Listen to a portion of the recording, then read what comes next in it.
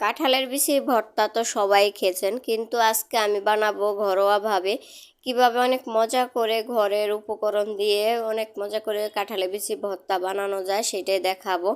আর এই কাঁঠালের বিচির ভর্তা তো সবাই অনেক পছন্দ, বিশেষ করে মহিলাদের বেশি পছন্দ। আমার মনে হয় এই গরমকালে শীতকালে সবসময় খাওয়া যায়, তবে এবছরে প্রথম আমরা কাঁঠালের বিচির ভর্তা খাইলাম। আসসালামু আলাইকুম, কেমন আছেন সবাই? আশা করি সবাই অনেক ভালো আছেন। তো আজকে আপনাদের সাথে শেয়ার করব কাঁঠালের বিচির ভর্তা। এই ভর্তাটা সবার অনেক পছন্দ, কেন জানি আমার অনেক বেশি ভাল লাগে, তবে শুটকি দিয়ে বাটলে বেশি ভাল লাগে। তো এখানে যে কাঁঠালের বিচিগুলো বেটে নিলাম, আর এটা কিন্তু কাঁঠালের বিচিগুলো আমরা খোলা একদম ভেজে নিচ্ছি, আর শুটকিটাও ভেজে নিচ্ছি। সিদ্ধ করে নেই, সিদ্ধ করলে ভাল লাগে না বেশি, কিন্তু ভেজে নিলে ভাল লাগে।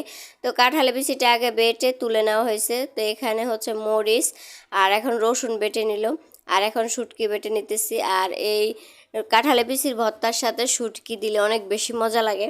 আর শুটকি দিলে কিন্তু আপনারা রসুন দিবেন, শুটকির সাথে রসুন না দিলে ভালো লাগে না খেতে। তো এখানে যে সব কিছু বেটে মিক্স করে এখন ধনিয়া পাতা বাটতেছে। আর ভর্তার সাথে তো ধনিয়া পাতা না দিলে নাই হয়, মজাটা আসে না। আর এখানে এখন কাঁঠালের বিচি যেগুলো তুলে নিচ্ছে বেটে, ওগুলো আবার দিতেছে। অর্ধেকটা বেটে নিচ্ছে আর অর্ধেকটা দিয়ে দিল। এখন এগুলা বেটে নিব। বেটে কাঁঠালের বিচির ভর্তাটা আসলে অনেক মজা লাগে খেতে। আর যদি অনেকে আছে নারিকেল দেন, নারিকেল যারা খান পছন্দ করেন তারা নারিকেল দিবেন। তো এখন এই যে পেঁয়াজটা বেটে নিল, পেঁয়াজ কিন্তু পুরোপুরি বাটা যাবে না, একটু হালকা থেতো করে নিলে হবে। আর পেঁয়াজটা যখন দাঁতের নিচে পড়ে না, কি মজা লাগে খেতে কাঁঠালের বিচির ভর্তা। আর পেঁয়াজ এরকম দাঁতের নিচে পড়লে অনেক বেশি ভাল লাগে। আর কাঁঠালের বিচিগুলো না একদম মিশ করা যাবে না, বেশি মিশ করলে খেতে মজা লাগে না। একটু যখন দেখা যায় একটু একটু হালকা শক্ত থাকে, ওটাই ভাল লাগে। তো ভর্তা যখন একটু শক্ত হয়ে যাবে, একটু পানি দিয়ে নরম করে নিতেছি। যে দেখেন বেশি কিন্তু একদম ভেতা ভেতা করা যাবে না। তো পুঁতা দিয়ে আবার মিক্স করে নিতেছি। যে দেখেন ভর্তাটা কত সুন্দর হয়েছে। আর এর সাথে কিন্তু শুকনা মরিচ দিলে বেশি ভাল লাগে। তো যে আমি একটু খেয়ে টেস্ট করে দেখতেছি কেমন হয়েছে, যে অনেক মজা হয়েছে ভর্তাটা, এবং ঝাল লবণ সব পারফেক্ট আছে। এখন এই যে আরেকটু বেটে নিতেছে।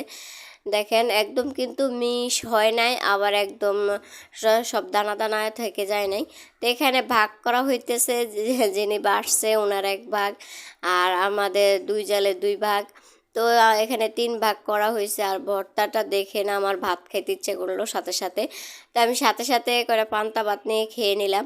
আর ভর্তাটা অনেক মজা হয়েছে, যিনি বাড়ছে ওনার হাতের ভর্তা অনেক মজা হয়। তো সবাই ভালো থাকবেন, সুস্থ থাকবেন, আল্লাহ হাফেজ।